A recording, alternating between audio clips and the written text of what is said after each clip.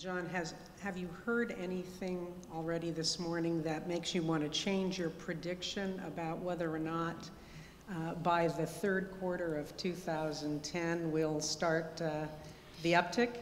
No, I don't think so. Nothing's made me feel like that's too pessimistic, certainly. Okay. It seems as if Michael Covarrubias may have something to offer in that regard. I think that the problem with any sort of forecasting and relating to whether TARP's going to work or whether this new buyback plan is going to work is a twofold overview, and it's bad news and good news. The bad news is nothing is predictable anymore. Nothing. You cannot tell, not only from a macro or a microeconomic sense what's happening, but worse, you cannot tell what the politics are going to be tomorrow. You cannot tell whether a company will be put into business or out of business, whether the employees will be punished or rewarded, because the chaos that's in Washington is truly chaos. And the VIX indicator, which for those of you who follow that stupid stuff in the morning and at night and during the middle of the day, you know, it's out of control. The reason the stock market goes up 500 points one day and down 300 is because no one has confidence in the direction of the decisions that are being made, and they can go in many different ways depending on, you know, the whims. So that's sort of the bad news. The good news, I think, is that the administration's attempts are what I would liken to an icebreaker going through the, you know, the northern pole. It is on a direction. It is breaking up, you know, glaciers as best as it can. It's going to have variances, but it's committed to going. It's committed to writing as much checks as it needs, to printing as much checks as it needs, and it's committed to fixing this. And that's what the G20 is all about, and they're trying to make sure the rest of the world says the same thing. So there is this force of will, albeit screwed up on a daily basis, that is directionally headed towards putting enough into this system to get us out of this mess.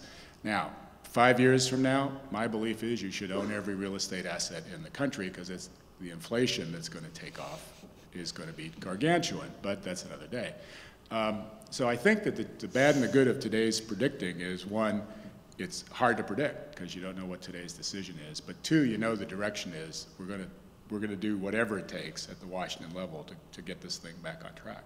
Very interesting. I want to encourage our audience to offer your question cards if there are questions that you want asked. We'll get to the audience questions in about 20 minutes, so please contribute. Well, we can't predict, but let me ask you to make a prediction. What might the new normal look like whenever it comes? Will costs and labor and land costs, once we've hit bottom and start the climb back up, what might that look like going forward? What kind of income producing properties, how will they be affected? Office buildings, apartment buildings, mortgage requirements for single-family homes. What might the new normal look like? Anyone want to? I'll speak about the economy generally, and then I'll let somebody else talk about housing more specifically. And you know, when the new normal sets in, it's going to look more like the late 80s, early 90s. Than the last 15 years. The new normal is going to be something that generates a very productive economy. You know, the productive resources in the United States have not been lost. Just some of them have lost their way. The U.S. economy will recover. It will be on very fine footing in those 3 to 5 years that were already mentioned. But with respect to housing, that's another issue. You know, in the lending world, obvious, and it's already started, right? The underwriting criteria has and will continue to tighten because there's just to be a severe reaction to the loose lending standards. So that's pretty predictable. What's curious to know, and what really will drive, I think, recovery is whether or not there'll be any faith in the securitization market again. And I think that that is absolutely critical in order for the velocity of lending that there be some velocity in lending in order then to those folks that put real equity into deals in order to obtain the financing. So that market needs to come back both in the single family side and in the multifamily side, or the multifamily commercial side. The question is how it gets engineered and whether people will ever believe rating agencies and third-party verifiers. That's because that's just, those guys just have no credit. You tell too many lies. And yeah, just not good. Actually, Dr. Kroll, I was interested, the emphasis on jobs and investment in real productivity. What does it mean that we've been disinvesting in education in K-12 and very specifically in higher education, public higher education in this state for the long-term outlook for the economic health of the state? Well, I think you are talking long-term because on the one hand, you still have a really strong skilled base here that is underemployed right now.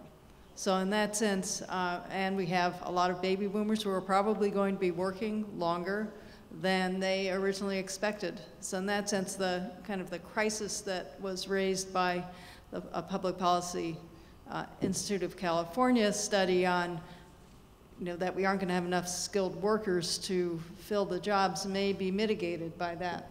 At the same time, in the long term, I'd say the K through 12 is probably the most critical. How do you get those students to the point that they can really manage and become productive make it through the college system? I think we have to continue investing in higher education. It's not just because I'm at a UC. But at the same time, anyone who has a college-bound aged student in their household knows that there are a lot of choices in California still for educating people who are ready to be educated at the college level. I don't see that as critical a problem, although certainly it needs to be nurtured going forward, but the more critical one is how do we have successful education in the K through 12? All right, thank you very much. Now, my friends, mortgage lenders are requiring more stringent qualifications in the form of larger down payments, higher incomes, and better credit histories. In the near term, have lower home prices compensated for higher mortgage requirements? And in the longer term, will mortgage requirements be eased to compensate for price stability or rising prices? Anybody want to offer a guess? I think in the longer term, the mortgage requirements will be eased, but only because banks will learn, again, how to assess risk. Banks don't know how because they haven't been doing it for 15 years. They've long since jettisoned their risk assessors, risk evaluators, because they're expensive. And when you can just throw things out to Wall Street and say, here, you take it, you don't have to assess the risk. So it'll take time for them to hire that army of risk evaluators again and change their lending criteria. Other comments? I was going to say.